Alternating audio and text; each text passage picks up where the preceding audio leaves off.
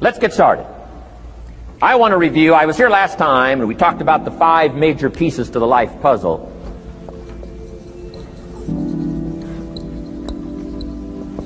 And I just want to review those because it lays such a good foundation for all the rest that I want to share with you today. We got a lot of subjects to cover, so we're going to go rather swiftly, okay?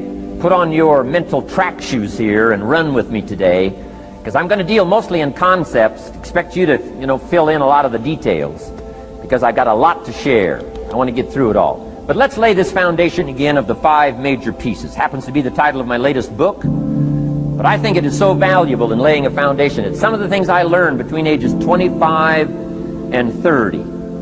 The teacher who taught me so well. He dealt in these fundamentals, we call these. Fundamentals. We call these basics.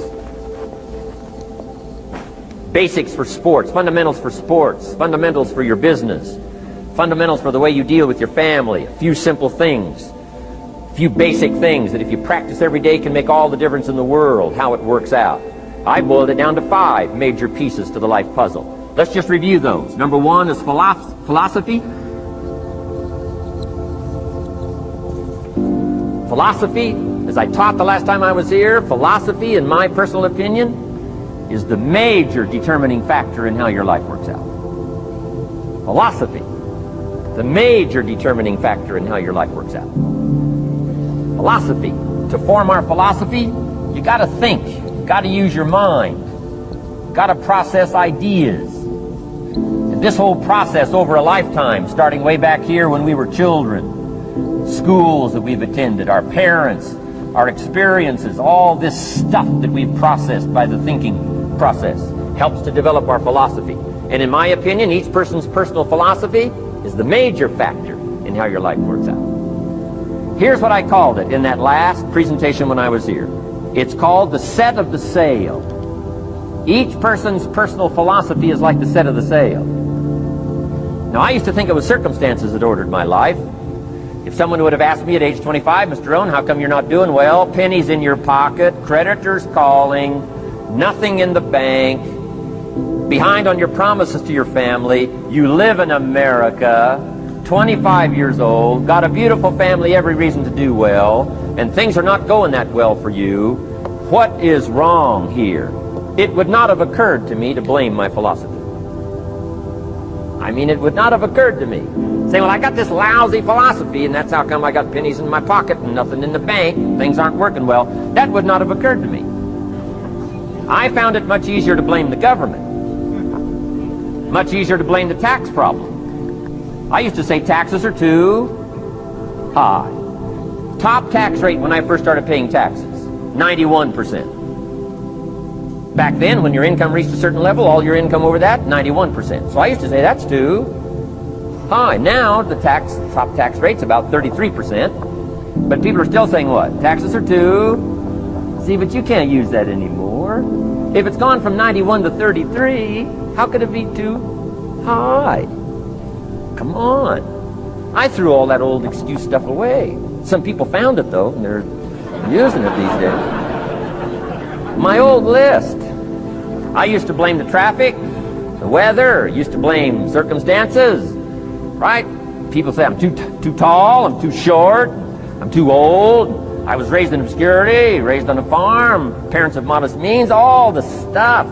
If you were to ask me, how come you find yourself here, Mr. Rohn, age 25, living in America, land of abundance and opportunity, pennies, zero in the bank, not doing well, creditors calling, it would not have occurred to me to blame my philosophy. I found it easier to blame the company policy. I used to say, if this is all they pay, how do they expect you to do well? So I figured that, my future was going to be tied to what everybody else was arranging, the economy and right? Interest rates. I used to say things cost too much. That was my whole explanation, not my philosophy, until my teacher taught me better that this is where the problem was, my own personal philosophy. Here's what's exciting about each person's personal philosophy. That's what makes us different than dogs and animals and birds and cats and spiders and alligators. That's what makes us different than all other life forms. The ability to think, the ability to use your mind, the ability to process ideas, and not just operate by instinct. In the winter, I'm telling you, the goose can only fly south. What if south doesn't look too good? Tough luck. It can only fly south. But see, human beings are not like a goose, can only fly south. I mean, you can turn around, go north, you can go east, you can go west, you can order the entire process of your own life. And we do that by the way we think. We do that by exercising our mind. We do that by processing ideas and come up with a better philosophy, a better strategy for our life, goals for the future, okay? Plans to achieve those goals. All this comes from developing our philosophy. Philosophy helps us to process what's available. Well, when we get here, we got seed, and we got soil, and we got some rain, and we've got some what? Sunshine, and we've got some seasons, and what? The miracle of life. Now, the key is, what do you do with all this stuff? How do you turn all this stuff that's available here into equity and promise and lifestyle and dreams and future possibilities? All of this that's possible now with human beings, how do you take all this stuff and turn it into this equities and values? Well, it starts with philosophy. What is the seed? What is the soil? What is the sunshine? What is the rain? Is it possible to take some of each of all the stuff that's available and turn it into food and turn it into value and turn it into nourishment, turn it into something spectacular and unique that no other life form can do? And the answer is yes. But you cannot deal with all this stuff and what to do with it unless you start refining your philosophy. Think, use your mind, come up with ideas, and strengthen your philosophy. So the seed and the soil and the rain and the sunshine, this is called, you know, the economy and the banks and the money and the schools and everything that's available out there, processing information, what to do with all that, and turn it into equity and value. That is the major challenge of life, my personal opinion. So each person's personal philosophy now is going to determine what you're going to do with seed and soil and sunshine and rain and miracle, the change of seasons. That's it. My personal opinion. Each person's personal philosophy is like the set of the sail. That's what this seminar is for today. Help you to trim a better sail. You don't need a better economy. You don't need better seed and soil. In fact, when it comes to seed and soil and rain and sunshine and seasons and the miracle of life, that's all you got. Now, what if you blame this stuff? Then you're blaming all you got.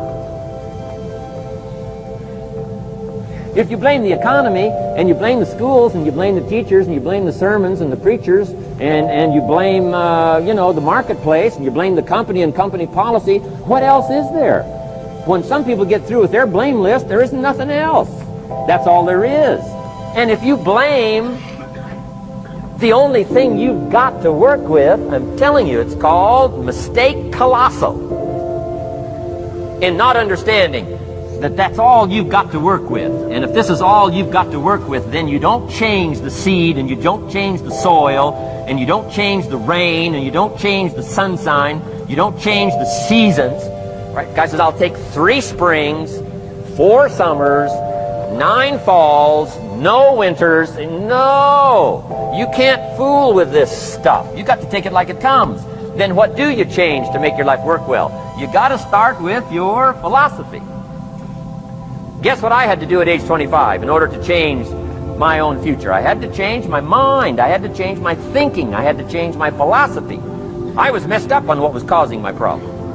And once I got that straightened out, that all the stuff I blamed, the government and taxes, and the marketplace and the economy, and things cost too much, negative relatives, cynical neighbors, once I got rid of that and started going for where the real problem was, which was me, I'm telling you, my life exploded into change. My bank account changed immediately. My income changed immediately. My whole life took on a whole new look and color immediately. And the early results I got from making these philosophical changes tasted so good, I've never stopped the process from that day until this. And I'm telling you, with a little consideration of the refinement of your sail, by setting a better sail, refining your philosophy, your whole life can start to change from today on. You don't have to wait till tomorrow. You don't have to wait till next month. You don't have to wait till spring. You don't have to wait till 93. You can start this whole process immediately. I recommend it. Now, some people do so little thinking, they don't even have their sale up. I mean, you can imagine where they're going to wind up at the end of this week, at the end of this month, at the end of this year. Now's the chance to change, process all this information. So number one is philosophy. Okay, and we dealt with all that, where we get ideas from personal experience, from other people's experiences.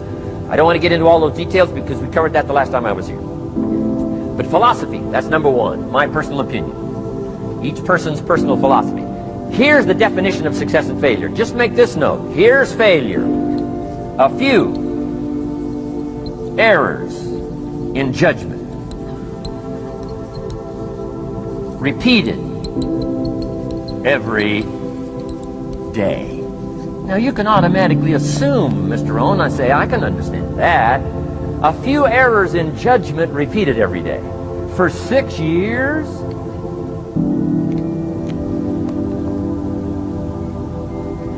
I'm with my father. I think I told this story the last time I was here. My father, 88 years old, he's never been ill, still hasn't retired.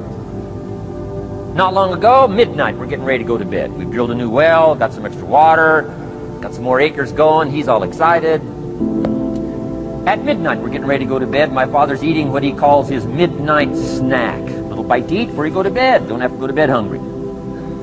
And I'm watching him eat this midnight snack. Guess what he had? An apple, a few graham crackers, and a glass of grapefruit juice. I said, no wonder my father's so healthy. My mom taught us all those good health practices. Taught me when I'm growing up, right? I'm an only child. I've never been ill. Passed the big 5-0 some time ago. My 2 daughters, 32, 33, never been ill. My grandkids, never been ill. I'm telling you, the legacy lingers on. As I watched my father have this midnight snack, suddenly it occurred to me. I know that's part of it. An apple, what? A day. That's gotten to Dallas-Fort Worth, right? An apple. An apple a day keeps the doctor away. Good question for this intelligent audience. What if that's true?